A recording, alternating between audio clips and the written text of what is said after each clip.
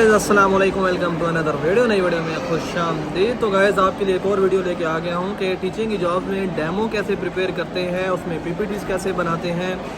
Demo के लिए अगर आपको बुलाया जाए आपने उसको कैसे प्रिपेयर करना है, क्या क्या तैयारी करके जाना है। ये बहुत ही इंफॉर्मेटिव वीडियोज़ होने वाली है। और मेरे साथ इस टाइम पे दुबई के एक टीचर मौजूद हैं जिनका दुबई का भी एक्सपीरियंस है, शारजा का भी एक्सपीरियंस है, उनका CBSE इंडियन करिकुलम का भी एक्सपीरियंस है और ब्रिटिश करिकुलम का भी एक्सपीरियंस है। माशाल्लाह वो अभी टीचिंग लाइसेंस ले चुकी हैं, इक्वलेंसी ले चुकी हैं, आइल्स कर चुकी हैं। तो ये मैंने इनसे टाइम लिया था, तो मैं एक शॉपिंग मॉल में मौजूद हूँ। तो इन्होंने मुझे रिक्वेस्ट किया कि मेरा फेस रिवील नहीं करे, वॉइस में ये आपको सारी इन्फॉर्मेशन देंगे। तो चले इनसे सवाल करते हैं और इनसे इन्फॉर्मेशन लें। जी अस्सलाम वालेकुम मैम, हमारे नाज़रीन को थोड़ा अपना इंट्रोडक्शन करवा दें, फिर बात आगे जाएगी।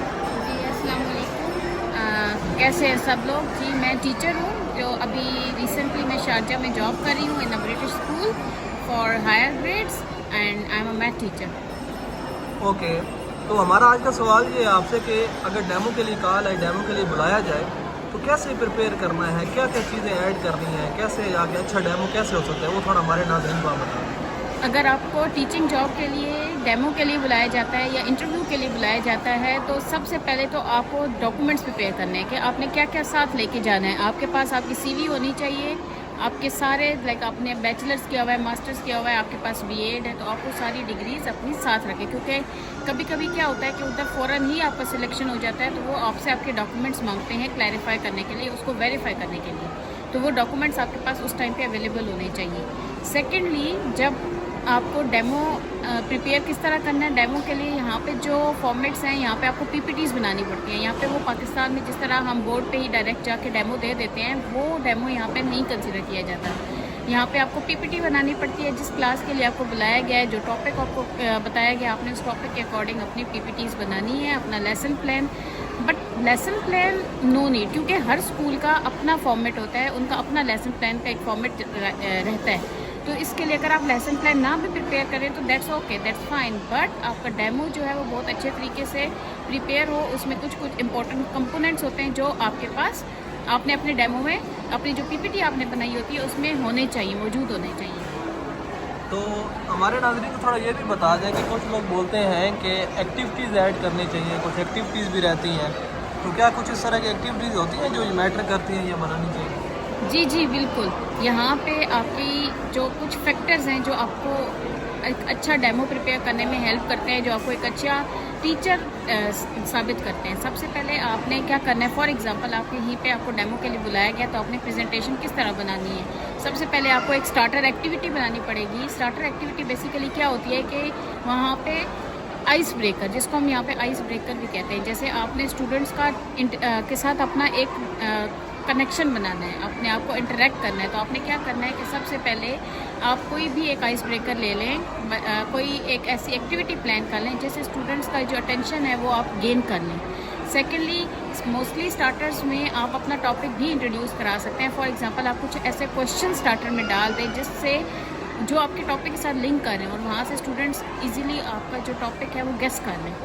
सेकेंड, फिर क्या होगा, आप अपना टॉपिक ओपन करेंगे। आप teaching time is very important. आपको बोलना जो है कम बोलना है, आपने बोलना बहुत कम है। फॉर एग्जांपल अगर आपका 40 मिनट्स का डेमो है या 40 मिनट्स की क्लास है तो उसमें सिर्फ 10 मिनट्स आपका टीचिंग टाइम होना चाहिए, बाकी जो होता है वो स्टूडेंट खुद करता है।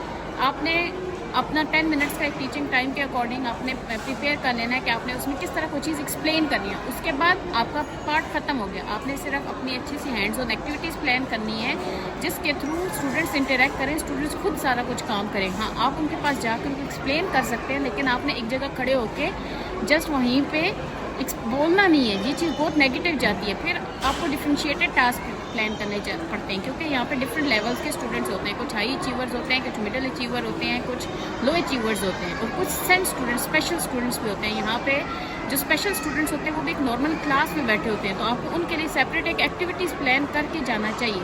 और सेकेंड, आपको ग्रुप एक्टिविटीज़ भी प्लान करनी पड़ेगी।